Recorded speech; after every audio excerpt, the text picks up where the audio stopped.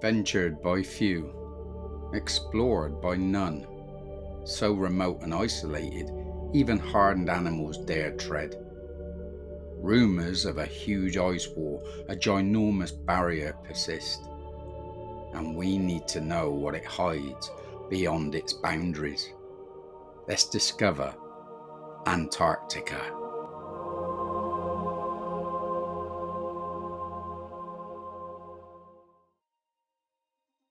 We know nothing of this barren land, but quite recently some brave folk are starting to ask questions, seeking truths, and discoveries are emerging. Strange exposures are being revealed. It's not a secret that directly after World War II, a treaty was signed, the Antarctic Treaty, an agreement that was signed on December the 1st, 1959 by 12 countries, yet affected every nation on the land. Basically, it governs all activities on the continent of Antarctica.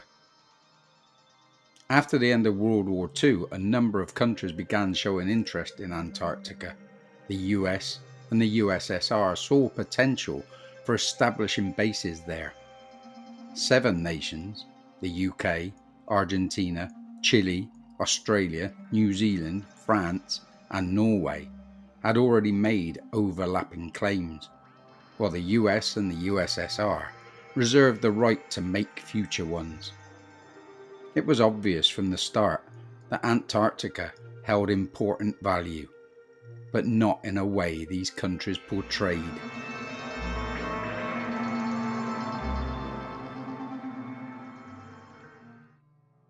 Large corporations showed an interest also. They believed in scientific research there. Why? We were always taught that it was a huge mass of ice sitting at the bottom of our globe with nothing but cold, ice, blizzards and barren wastelands. Why the sudden interest? Some of you would have heard of Admiral Byrd. Rear Admiral Richard Byrd was a pioneer and American polar explorer, naval officer and aviator. He led several major Antarctic expeditions between 1928 and 1956, becoming the first person to fly over parts of the South Pole region. Byrd's missions were real, military-supported scientific explorations, and he left behind detailed logs, radio transcripts, and government reports after his death in 1957. They will tell you that everything he said, everything he unveiled, is pure conspiracy theory.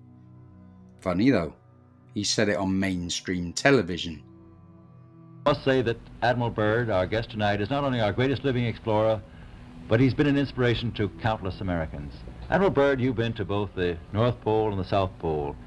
Is there any unexplored land left on this earth that might appeal to adventurous young Americans? Yes, there is. And not up around the North Pole, because it's getting crowded up there now, because they find out it's really usable, not only to live in, but militarily. But strangely enough, there's left in the world today an area as big as the United States that's never been seen by a human being. And that's beyond the pole on the other side of the South Pole from Middle America. Admiral Byrd went on to name part of Antarctica after his wife. This region is now known as Marie Byrd Land. After this interview, excitement reignited about the Antarctic region. Several amateur expeditions attempted to explore only to be turned away. This forspoken treaty encompassed a strict no-go area for this land. And when the governments of this world say no-go, it's a kind of code for hide, shield, or withhold.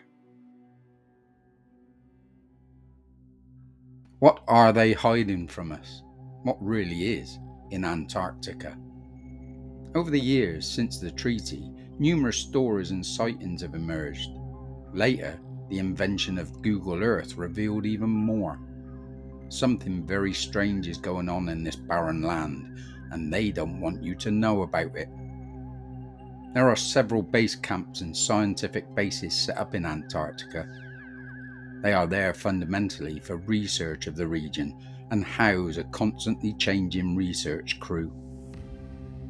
Before search camps existed, in 1946, an exploration of Antarctica, which was supposed to last 6 months, lasted a mere 6 weeks.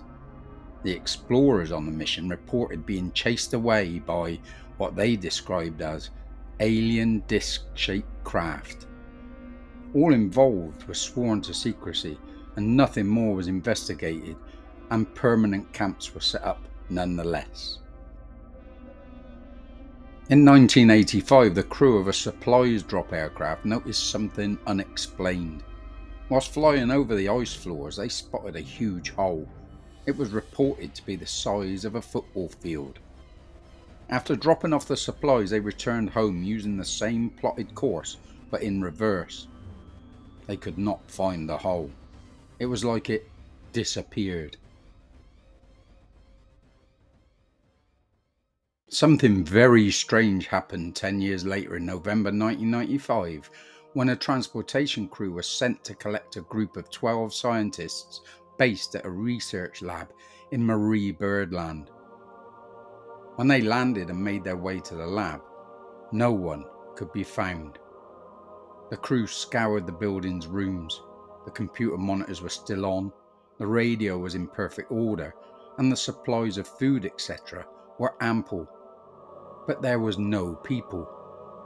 The transportation crew were baffled. They knew that the scientists couldn't have gone far, as this region was unforgiving and a survival time of less than half an hour outside, even in the specialist gear, would be fatal. They waited, but nothing. The crew radioed through to mainland and were advised to reluctantly leave empty-handed. All were bemused. A week later, a radio message came through from the research lab on Marie Byrd Land. It was one of the scientists. Somehow, they were back. He was in a panic and requested immediate pickup. Nothing else was discussed, and the transport team were once again dispatched. Eventually, they picked up the group. The head of the transportation team said that whilst boarding the plane and the subsequent journey home, none of the scientists spoke. It was like they were in a kind of zombie-like state. He told his superior it was as if they were all petrified, all scared, and suffering some kind of PTSD. The scientists were then placed on another aircraft, a civilian flight, and whisked away. All involved in the pickup were ordered in front of their superiors and told never to disclose what had happened. One decided to whistleblow, and that was his story. More whistleblowers came forward. In 2003, a person at the Beard Moor Glacier Research Base was taken ill. A rescue mission was set up.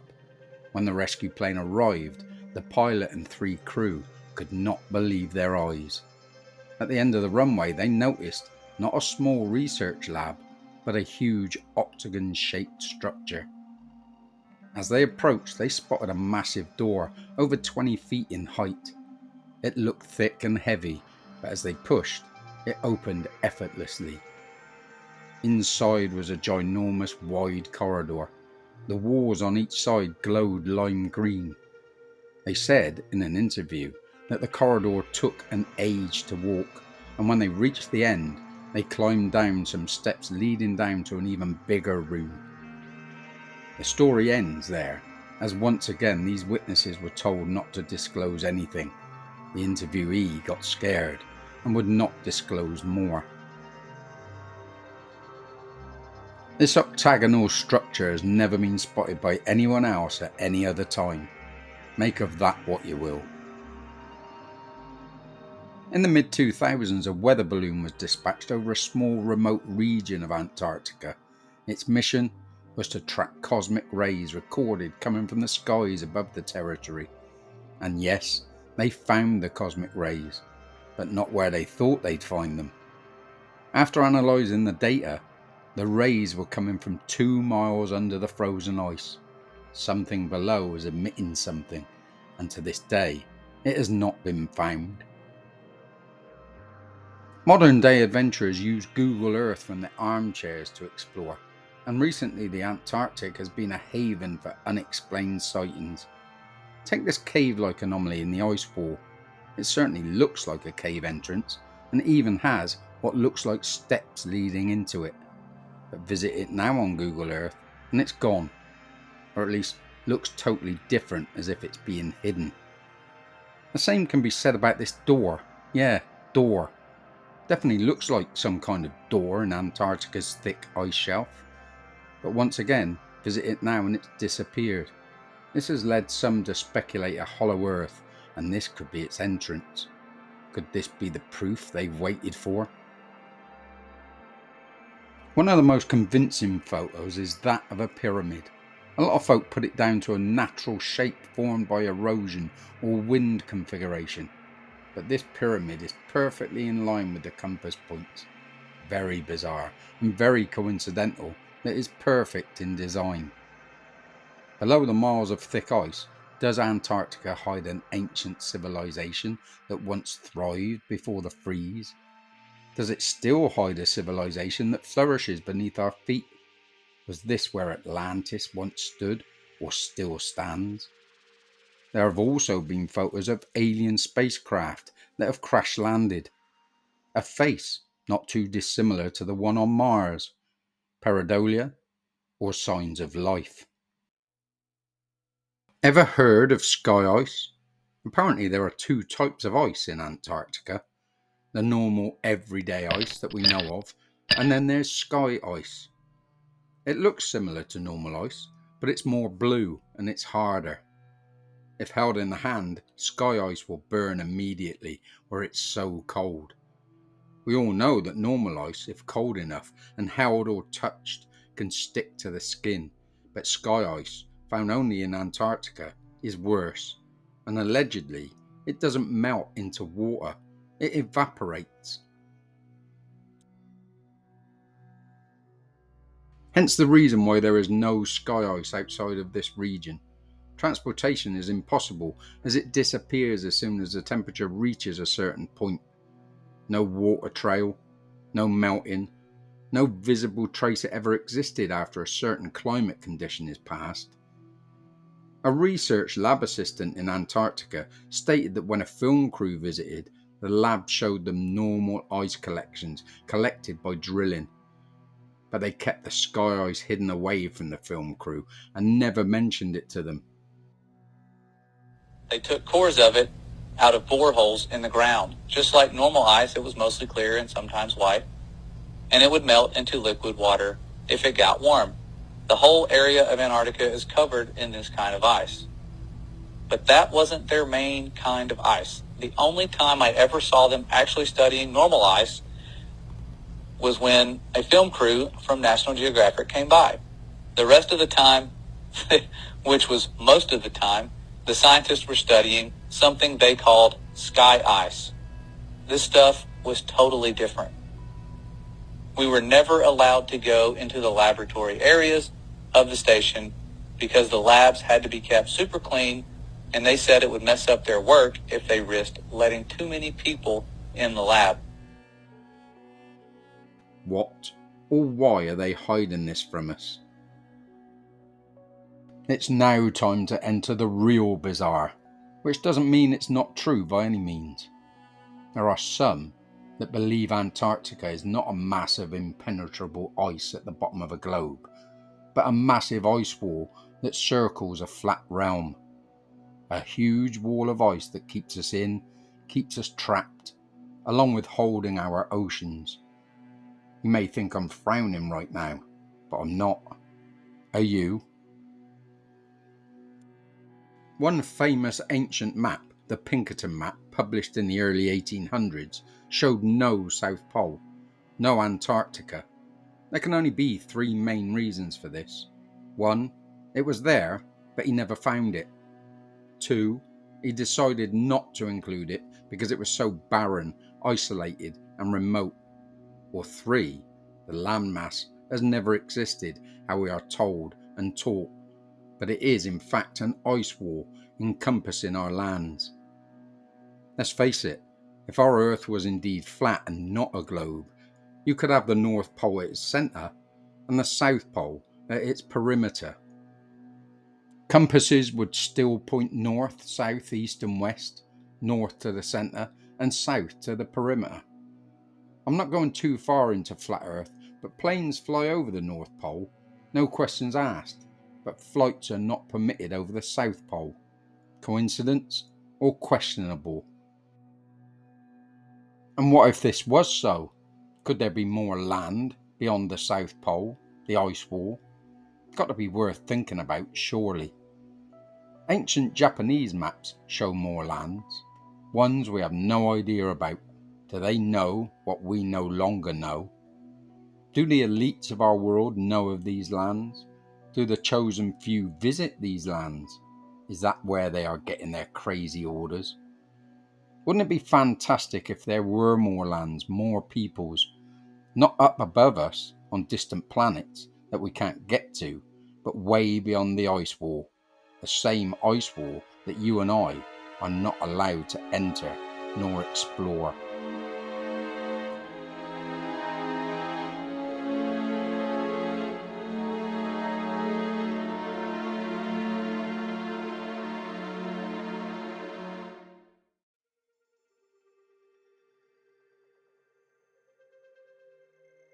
There's a reason why space has been explored more than our oceans.